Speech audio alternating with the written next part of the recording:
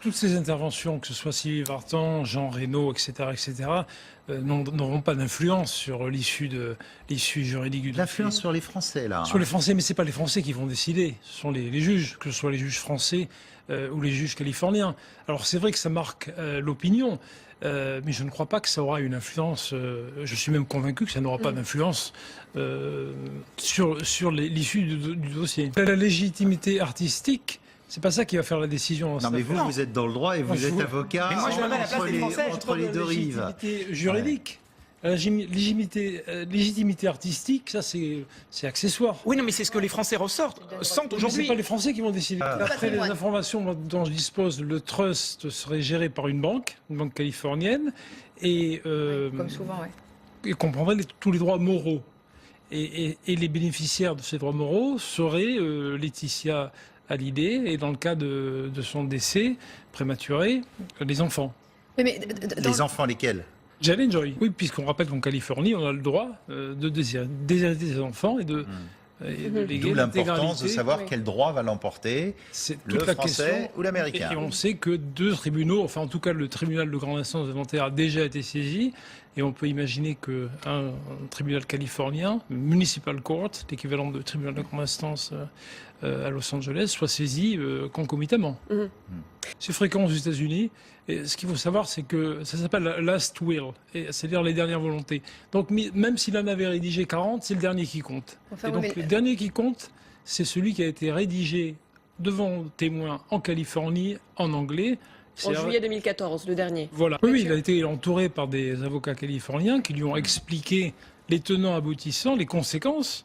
À partir du moment où il était en pleine possession de ses moyens intellectuels et physiques, ce testament californien devrait s'appliquer. Oui. On parle beaucoup de dette fiscale. Il a toujours eu des dettes fiscales, mais il aurait de 10 à 20 millions, d'après ce que j'ai pu lire, de dettes fiscales. Donc ça aussi, il faudra... C'était un artiste et pas un homme d'affaires, donc je comprends qu'il ait voulu confier à la famille Boudou la gestion de son patrimoine et qu'il ait voulu léguer... c'est bien à Laetitia, parce que lui, c'était avant tout un artiste, c'est pas un homme d'affaires. Oui. C'est une bombe à retardement à la fois psychologique et juridique. Donc ça, Johnny devait le savoir. Johnny devait se douter qu'il allait choquer la France entière. Mais il l'a fait en toute connaissance de cause. C'est un concept tellement américain de déshériter ses enfants. Ça se fait couramment. Bill Gates... Accepter qu'en France, ça choque. Ça choque complètement, mais c'est parfaitement conforme à la mentalité américaine. Ses enfants étaient scolarisés à Los Angeles, il y vivait, il adorait la Californie. Moi, je l'ai croisé plusieurs fois.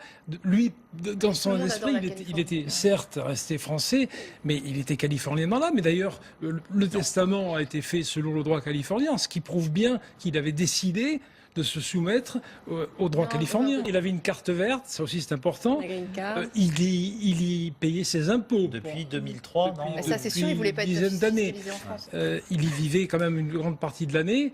Il y a la jurisprudence Maurice Jarre dont on a parlé, qui est un peu différente parce que Jarre, lui, il était national, il avait la nationalité américaine, ce que Johnny n'avait pas. Mais Johnny passait beaucoup de temps en Californie, il y payait ses impôts. Il y a d'autres critères qui rentrent en jeu.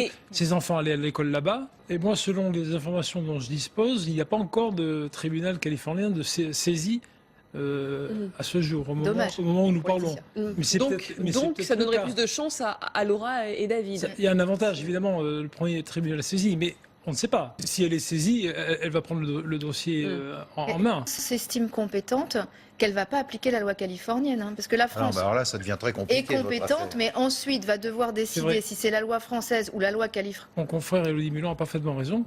Si le droit français, si le juge français se déclare compétent, et il est compétent. Il peut appliquer le droit californien. Oui, ça va être très long, on imagine. Oui, ça peut durer des mois, des années. Et c'est pour ça que je pense que dans l'intérêt de toutes ces parties, il valait mieux qu'il y ait une transaction intervienne. Elle qui l'accompagne depuis 20 ans, c'est elle qui l'a accompagné jusqu'à sa mort, qui était à ses côtés. Donc au niveau affectif, elle était sans doute devenue plus proche que lui qu'il ne l'était de Laura ou de David. Non, mais là, c'est en droit. Oui, mais là je parle du côté affectif qui a son importance.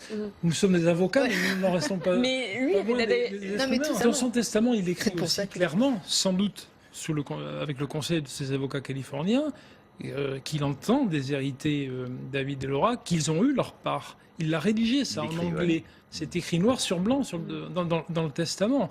Et c'est pas anodin, ça. Il y a un autre angle d'attaque que pourraient utiliser David et Laura, et qu'ils ne pourront pas utiliser en l'occurrence, c'est de dire, nous sommes dans le besoin. Notre papa nous laisse dans le besoin. C'est pas le cas, là? C'est pas le cas.